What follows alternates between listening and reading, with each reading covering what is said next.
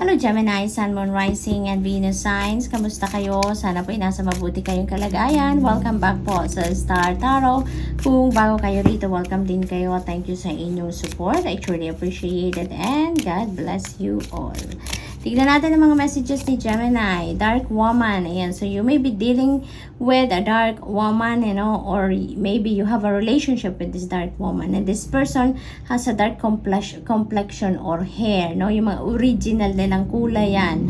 Gemini. So, ngayon, maring boss ninyo ito, no? Maaring sa trabaho ninyo, katrabaho ninyo to. Maaring din naman na kamag-anak ninyo, ma'am ninyo, kapatid, maaring gano'n. No, this could be anyone sa buhay ninyo that is going to play significant role sa buhay ninyo around this time. So, we have July. Ayan, Gemini. Something remarkable siguro or very important matter dito ang gagawin ninyo around July. Siguro may bala kayong mag-travel, no, in July. Maaring gano'n din ang ganap. Maaring meron kayong mga plans, no, mga exciting plans na siguro binabalak ninyo na gagawin ninyo in July. Maybe that is linked to this dark woman then. Maaring ganon ang ganap. So we also have grapes and it's time to go out and have fun, Gemini. It's time to chill, okay?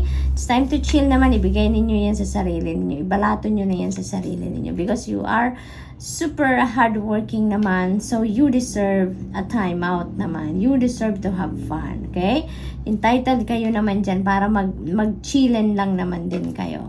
And maybe ngayon may pagkakataon kayo. Maaring day off nyo naman. Maaari din naman na may imbitasyon sa inyong mga kaibigan. So, you know, if you feel like going out, go out. No, take advantage of that invitation as well, diba? Have fun. Mag-chill naman kayo. We have finally a period of frustration and lessons to be learned. Ayan. So, maybe si dark woman ay maaaring link ito dito sa frustration na mararamdaman ninyo. Maaaring meron kayo ditong hindi nagustuhan ginawa niya or maaaring meron kayong request sa kanya na hindi niya ginawa. No, something like that na maaaring mafo-frustrate kayo sa kanya. Maaaring ganun ang sitwasyon. But for others of you, maaari din naman na hindi linked dito kay dark woman. That could be also a frustration about something. Maaaring may gusto kayong gawin, hindi ninyo nagawa. Sa oras na gusto ninyo sanang magawa yun, maaring ganon. For some reason, may distraction siguro, maaring ganon. But, you know, sabi dito, there are lessons to be learned. So, it has to happen talaga so that you will learn something from it. Diba? Kumbaga, ano ninyo ito? Point ninyo ito sa buhay ninyo na para may matutunan kayong something, no? So, what else? We have egg. So, success assured with good plans and hard work. This is a beautiful reminder for you, Gemini, na ang tagumpay talaga, no, makukuha nyo yan kapag pinagplanuhan ninyong maigi, no? Kapag pinagplanuhan ninyong maigi at samahan ninyo ng sipag, tiyaga, ng hard work, no? Talaga makukuha ninyo at makukuha kung ano man ang inyong gustong makuha, no? So, this is a beautiful reminder for you. What else? We have lobster, financial pinch. Ayan. So, this is a warning for some of you naman, Gemini, no? Na mag-iingat kayo sa paggastos din, no? Mag-iingat kayo sa pagmamanage din ng inyong kaperahan. Make sure na you are, watching your expenses. Diba? Yung spending ninyo, kailangan na tinitignan ninyo, no? At saka, maaari din na, din ito, reminder din ito para sa inyo na paanohin ninyo, paigtingin ninyo ang inyong financial discipline. Nang sa ganon, alam ninyo kung ano na ang mga nangyayari sa inyong kaperahan. No? Manage your money wisely. Nang sa gayon, maiwasan ninyo ang financial pinch na ito. So, what else? We have tortoise. Slowly but surely, you're getting ahead naman. Yan. So, napakaganda nito. May pagkasigurista type ngayon si Gemini. Kung ano yung mga balak ninyo sigurong gawin, mga plano ninyo, in July, kaya malayo pa, no, pinagpaplanuhan nyo na. No? Maaring linked ito sa isa't isa na, alam mo yun, you're moving cautiously. Kasi maaari din naman na dahil malayo pa naman ang target date ninyo siguro na July, maaari talagang gusto ninyong planchado ang lahat. Gagalaw kayo ng dahan-dahan towards this goal dahil isa pa, malayo pa naman ang target date ninyo dyan at gusto ninyo na pag-aralan ninyong mabuti, no? Kunin ninyo ang mga facts na kailangan ninyo dyan, at saka dahan-dahan lang para gusto ninyong maayos ang bawat step na gagawin din ninyo dito. So most likely talaga, no, you are planning this, nag-i-strategize siguro talaga kayo ng todo-todo dito, nang sa gayon masigurado ninyo na tagumpay kayo sa kung ano man ang gagawin ninyo, ma-accomplish ninyo kung ano talaga yung gusto ninyong ma-accomplish dito, no? Kaya pinag-iingatan ninyo. Ayan, triumph over troubles and obstacles. Ayan, this is victory as well, Gemini. So, kung ano man ang mga pinoproblema ninyo ngayon, may mga obstacles, may mga troubles kayong kinakaharap dito, you have nothing to worry about. Kasi yung success, yung triumph ninyo, yung victory over the troubles and obstacles ninyo is guaranteed, no? So, pag anuhan nyo lang, pag gawin nyo lang kung anong nararapat ninyong gawin, continue to listen to your intuition dahil you will be guided kung ano na ang next para sa iyo, no? Para makarating kayo sa tagumpay na ito, okay? So, Gemini, that's all I have for you for today. I hope nakatulong ang mga mensaheng ito in some way. Thank you for watching. Love and light. Namaste. Hello Libra, Sun, Moon, Rising, and Venus signs. Kamusta kayo? Sana po'y nasa mabuti kayong kalagayan. Welcome back po sa Star Tarot. Kung bago kayo dito, welcome din kayo. Thank you sa inyong support. I truly appreciate it and God bless you all. Tignan natin ang mga messages ninyo for today. We have Holy Moly Libra, 4-leaf clover, great good fortune. Ayan. Ang laking swerte nito na nasa inyong horizon, Libra. So take advantage of this energy. Tanggalin na yung mga blockages ninyo, yung mga barriers ninyo between you and your success, between you and this good fortune. Tanggalin nyo na yan, mga negative energies, no? Sa inyong sarili, sa isip, sa damdamin, sa energy field niyo. Tanggalin nyo na yan ng walang maging sabgabal, no? Sa pagdating ng great good fortune na to sa buhay ninyo. So what else? We have spare, heartache over what you no longer have. Yan. So ang iba sa inyo dito siguro nalulungkot pa, no? May panghihinayang or nalulungkot pa doon sa mga bagay na nawala na sa inyo or mga tao na nawala na sa inyo. Maring gano'n. Pero kasi siguro parang hindi pa siguro kayo nakapag-move on dito, no? Fully from that situation. Kaya naman, paminsan siguro may mga nangyayari, may mga sitwasyon na nai-encounter kayo na nagpapabalik ng inyong alaala, no? Sa mga nakaraan na. So, ano nyo na to, maybe it's time for you to realize na it's time to move on, no? It's time to move on na. Nang sa gayon, maging masaya na din kayo ng buong buo. So, what else? We have Broom, new home, new attitude, napakaganda, new beginning energy ito. Libra, maari talaga ng iba din sa inyo dito may bagong bahay talaga, no? Maaring nakapag-acquire kayo ng bagong bahay, maaring mag-move in na kayo sa pinagawa ninyong bahay, maaari din naman naglipat kayo ng tirahan, no? Maaring ganun din ang sitwasyon dito. For others of you, this could be new behavior, new attitude, no? Maaring ganun din ang ganap. Maaring bagong approach din ito sa buhay, no? On how you perceive life, maaari din ganun ang sitwasyon. So, we also have horseshoe. Good luck. Wow, doble-doble yung good luck ninyo. Kasi meron tayong good fortune and meron tayong good luck dito. So, Libra, umuulan dito ng swerte.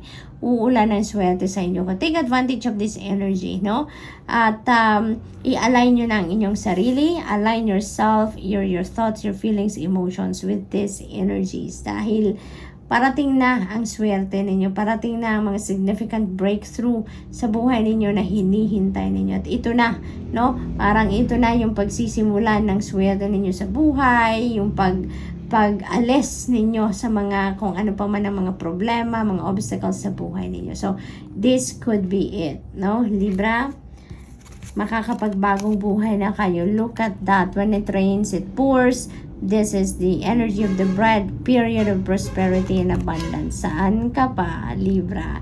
Sobrang swerte ninyo ito pagdating sa kaperahan, ano? Meron tayong great good fortune, good luck, tapos meron tayong prosperity and abundance. So parang talaga totoo, no? When it rains, it pours. Umulan ng swerte sa inyo sa ngayon, Libra. So, really, really align yourself with these energies. Tanggalin ang mga negativity ha sa inyong isip, sa inyong energy field, sa inyong mga damdamin, nang sa gayon, pumasok ang lahat-lahat ng swerteng ito sa inyo. Okay? So, we also have door opportunities are waiting for you. Look at that. Napakaganda ng energy ninyo. Hindi pa natin alam kung anong klaseng opportunity ito kasi nakasara pa ang door. But definitely, there are a lot, no? Opportunities ito, plural form. Hindi lang isang opportunity, but there are a lot of opportunities that are waiting for you dito, no? Naghihintay lang na buksan ninyo ang door na ito at makikita ninyo na maraming naghihintay na oportunidad sa inyo. Vacation, yan ang sinasabi ng energy ng kite. Ang iba sa inyo dito maybe are embarking on a vacation. Maari din naman na this is an invitation for you na magbakasyon naman kayo, Libra. Maaring pagod na kayo, no? Nag-move in kayo sa bagong bahay, naglinis, nag-setup ng bagong bahay. So, most likely, physically tired kayo, no? Physically exhausted. Kaya, kailangan ninyo din na mag-step back kayo ng kahit saglit lang, no? Magbakasyon kayo para nang sa gayon makapag-rejuvenate at recuperate and recharge kayo. Okay? So, we also have ant, work, achievement, and success. Really beautiful energies. Napakaganda na mga energies na to for you, no? So, maaaring meron din kayong bagong trabaho or maaari din na ang focus niyo is trabaho talaga and maaari din na may achievement kayo, may success kayo na makakamit ngayon sa inyong trabaho. So, congratulations din to you, Libra. So, maaari din na yung success na to, yung achievement na to, maybe ito yung magbubukas din ng good fortune and good luck sa buhay ninyo. And maybe, it could also be possible na yung prosperity and abundance na to ay manggagaling din sa inyong success sa trabaho, no? So, that is also possible. So, Libra, good luck and that's all I have for you for today. I hope nakatulong ang mga mensaheng ito in some way. Thank you for watching. Love and light. Namaste. Hello, Aquarius, Sun, Moon, Rising, and Venus signs. Kamusta kayo? Sana po nasa mabuti kayong kalagayan. Welcome back po sa Star Tarot. Kung bago kayo dito, welcome din kayo. Thank you sa inyong support. It's really appreciated and God bless you all. Tignan natin ang paunang mensahe ninyo, Aquarius. We have table. Ayan, hard work ahead. Ayan, so most likely, ang napipick up ko dito, Aquarius, ang iba sa inyo galing sa bakasyon. Galing siguro kayo sa holidays, kaya pagbalik ninyo, dami ninyong gagawin, ang daming naiwan, na trabaho. Maaring ganun ang ganap. For others of you, this could be leveling up ng position ninyo sa trabaho, kaya mas marami kayong gagawin.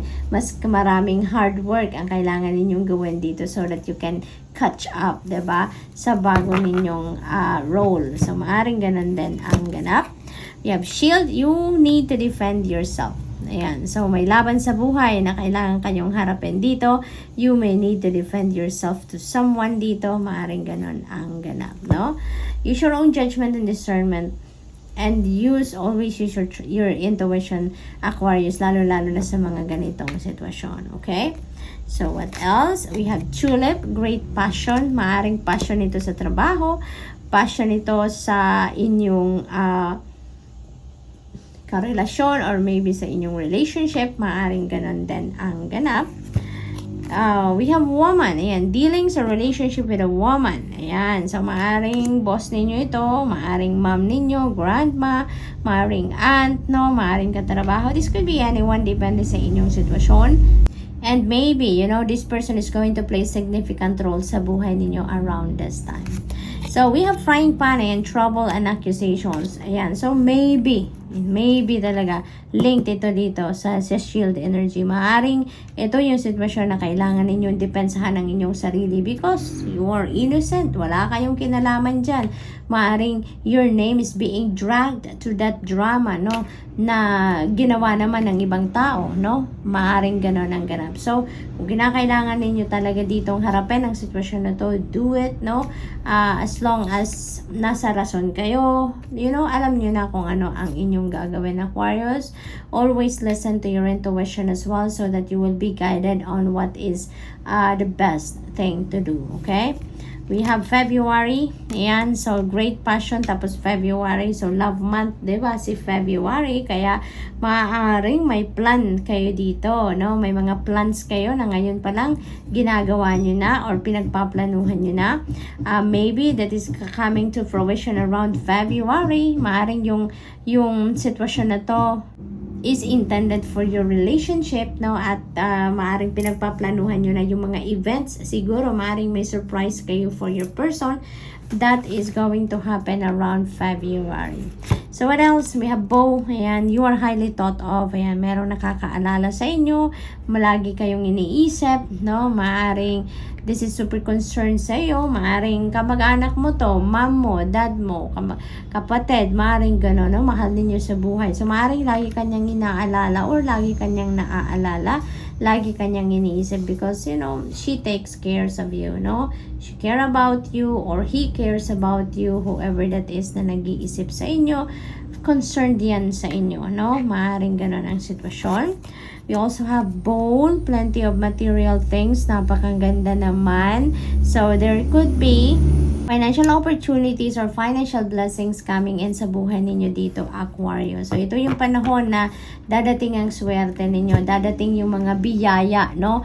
That is going to, you know, give you an opportunity na ma-experience din yung financial freedom, financial comfort, no? Prosperity and abundance, yung mga ganon. So, good luck, Aquarius! And that's all I have for you for today. I hope nakatulong ang mga mensaheng ito in some way. Thank you for watching. Love and light. Namaste.